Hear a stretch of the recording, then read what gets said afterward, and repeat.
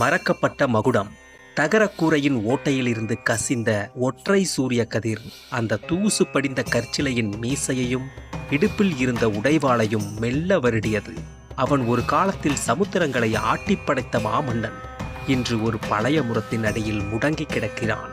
இந்த கற்களையெல்லாம் எப்போதுதான் ஒன்று சேர்ப்பீர்கள்? அந்த பாழடைந்த வளாகத்தை கடந்து சென்ற முதியவர் ஒருவரின் முணுமுணுப்பு காற்றில் கரைந்தது. 10 ஆண்டுகளுக்கு முன்பு நவீன பாதை அமைப்பதற்காக அந்த பழங்கால கோவிலின் கற்கள் ஒவ்வொன்றாக பிரிக்கப்பட்டன. ஒவ்வொன்றும் ஒரு கதையை சுமந்திருந்தன. சித்திரை திருவிழாவின் முழக்கமும் தமிழ் கூத்தின் சிலம்பொலியும் கேட்ட அந்த இடத்தில் இன்று வெறும் ஆளுயர செடிகளும் உடைந்த கற்களுமே மிச்சம். அந்த மன்னன் சிலையோடு அவன் மனைவிகளும் அணுக்கமான அடியார்களுமாய் ஒரு கூரைக்குள் அடைப்பட்டு கிடக்கிறார்கள். அவர்கள் பார்த்து கொண்டிருப்பது ஒரு சிலையை அல்ல, ஒரு நாகரிகத்தின் ஆனந்த தாண்டவத்தை.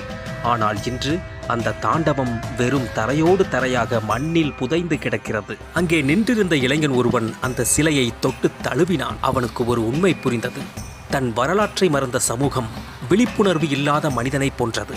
அவன் அறியாமையாலேயே தனது கண்களை தானே குத்திக் கொள்கிறான். கற்கள் உடைவது சிதைவு அல்ல, நம் அடையாளங்கள் மறக்கப்படுவதுதான் உண்மையான அழிவு. விழிப்புணர்வு உள்ளவன் தன் வேர்களை ஒருபோதும் காயப்படுத்திக் கொள்ள மாட்டான்.